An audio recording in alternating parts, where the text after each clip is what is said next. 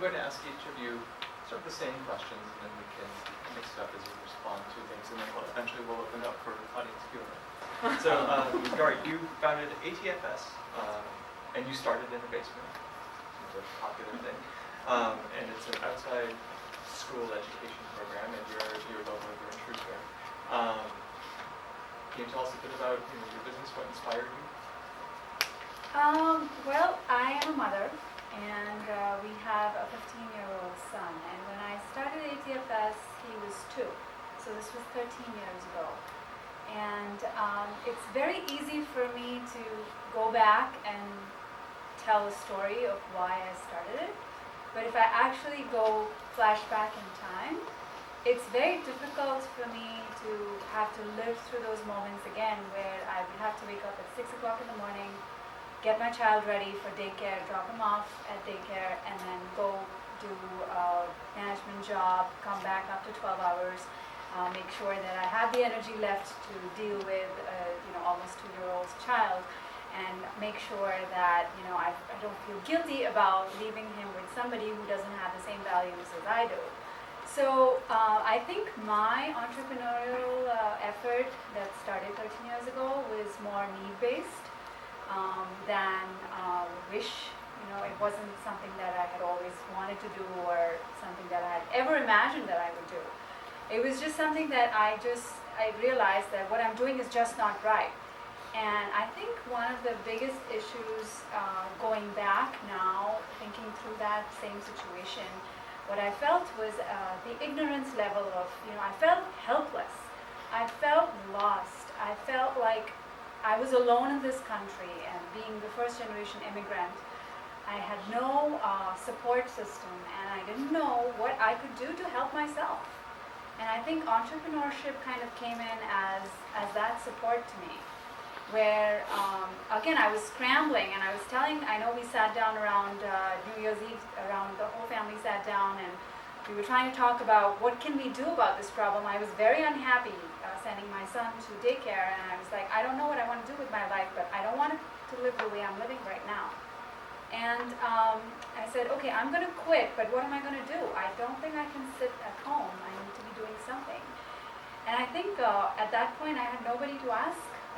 What are the options available to me? I was thinking, okay, should I do retail? Should I do something which is lightweight?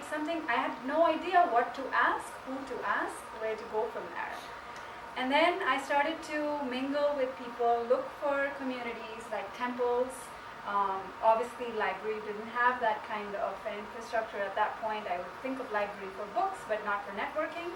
And I was looking into communities and trying to talk to people and say, I'm frustrated with life, what should I do? And I didn't know that about myself, that I could be a good entrepreneur. And one of my friends just suggested, hey, you're an engineer and you have a math background. In case you want to tutor my child, I would be your first customer. And I came home and I said, there's an idea.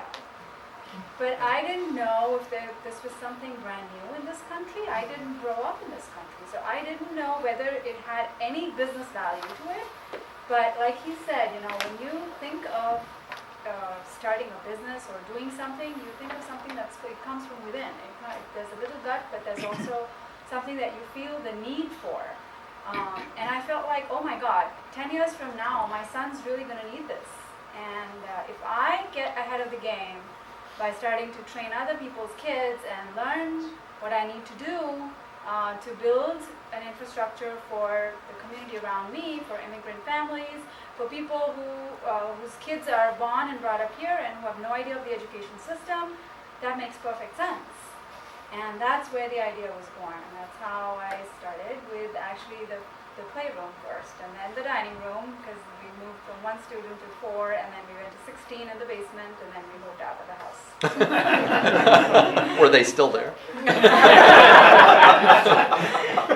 I stopped counting after 16 because that was my time, the first 3 years when every single number was so important to me.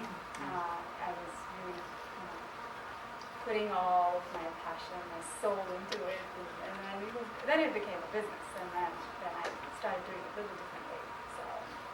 So this sounds like more of a consulting model, sort of a very different on the civic business. Yes.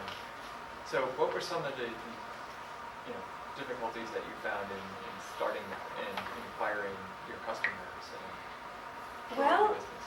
My first student was the one I just told you about, who met me in a temple and said my son is going to be a first student. My second student happened 6 months later. So, one, because I didn't have the confidence in talking to people. Two, I didn't know who to talk to and how to spread the word other than grocery stores. And I honestly didn't know what to do to get more customers, other than just put in my best while I was, whatever I was doing. I think that was, and the second student was actually my first student's sister. So, so that's how far it went in the first 6 months. And then somebody found a flyer in the grocery store and they called me and I said, okay, fine, that's great. And I started to tutor him. So that was my third student. So I think getting the students and getting the word out there was so difficult for me. I really didn't know, because it was just one of me. I didn't know whether to be out there or be focused on the internal aspect of developing my own skill and refreshing my own tutoring skills and coming up to date with what I need to do to give my students the best. So that just being one person and not knowing what questions to ask or who to ask was my biggest challenge. So knowing what you know now, what would you have done differently? I think I wish I was not that scared. I was very scared when I started it. And I didn't have anybody to tell me that it's okay to make a mistake. I was very worried about, am I doing the right things? Am I asking the right questions? Is it okay? Because it was a culture change that I had to make in my own community as well. People would, if I would talk to a friend and say, hey, if you need help, or I'm tutoring, and I would be shy about it, and they would be not very comfortable talking to me about how their child is doing academically. They wouldn't open up. I think I didn't have that confidence because I felt alone, like I said in the beginning. And that confidence level happened only after 3 years. It took me 3 years. So it sounds like you also had to learn this almost counseling, customer-facing skill set that was different. Yes, that was true, because I remember when we bought the first building, it was a major step for us to move out of the basement and buy our own building. So getting a new property, and then what are the coding?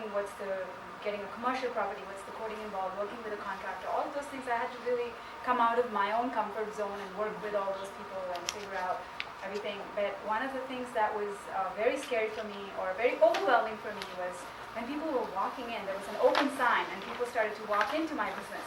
That was an absolutely different thing than what I had imagined. And I would go home shaking. Oh my God, 5 people walked into it.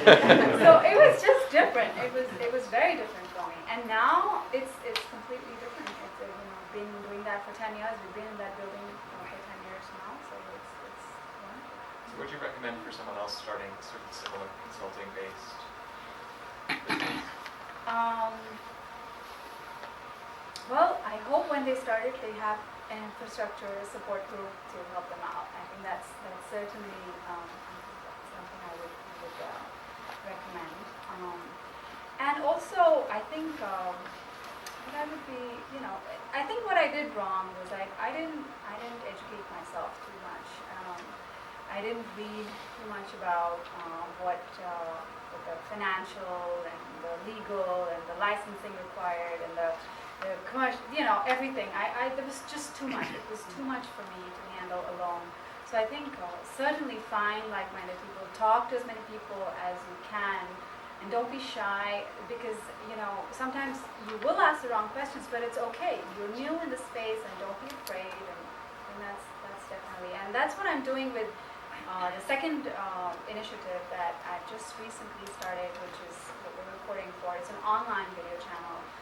I'm not part of any support group, but I'm a lot more confident about it. But there's still a lot of unknown factors to it as well. So, but I'm just a little more adventurous this time, and I would say hopefully people can do that. Yeah, that sounds wonderful. Thank you very much. Now.